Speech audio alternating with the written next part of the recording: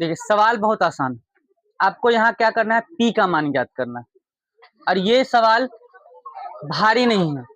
यहाँ पर आपको देखिए पी एक्स क्यू एक्स बहुपद बनाए हुए हैं। इसको बनाने के लिए आप क्या करेंगे, आपको यहाँ क्या करना है, माना कि पी एक्स बराबर 3x² minus P x plus 4। ये हम यहाँ पर पी एक्स का इतना मान लेते हैं, पी एक्स का मान मतलब इसको हम क्या बोलते हैं, पी एक्स इसको बोलते हैं। अब इसमें कह रहा है क्या, ये देखिए यह इतना जो दिया हुआ है का गुणनखंड हो तो p का मान ज्ञात करना है। x-1 एक गुणनखंड है, किसका, px का एक गुणनखंड है। तो हम यहाँ पर लिख लेते हैं अब क्या, x-1 px का गुणनखंड है, यहाँ लिख दिए, क्या ये इसका गुणनखंड है। तो इसलिए हम क्या करेंगे कि x-1 बराबर 0 करेंगे। क्या करेंगे, x-1 बराबर 0। अब क्या है, x को यही रहने दीजिए और -1 को उधर भेजेंगे तो क्या हो गया, +1 हो गया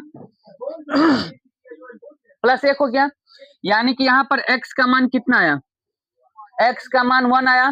तो अब आप क्या करिए, p1 बराबर ये वाला लिखिए 3x² माइनस px प्लस 4। यानी कि यहाँ पर देखिए, यहाँ पहले क्या था, px था, ये x था, अभी हम x के जगह पर क्या लिख दिए।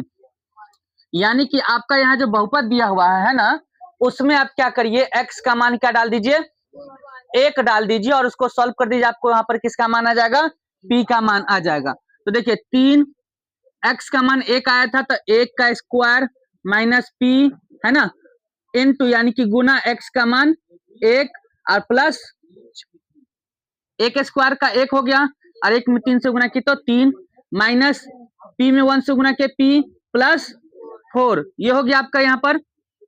अब 4 और 3 कितना हो गया, 7 माइनस p हो गया, यहाँ पर ये हो गया। अब क्या करिए, इस सब के जो है बराबर में 0 होता है, बराबर में क्या हो गया 0 करिए।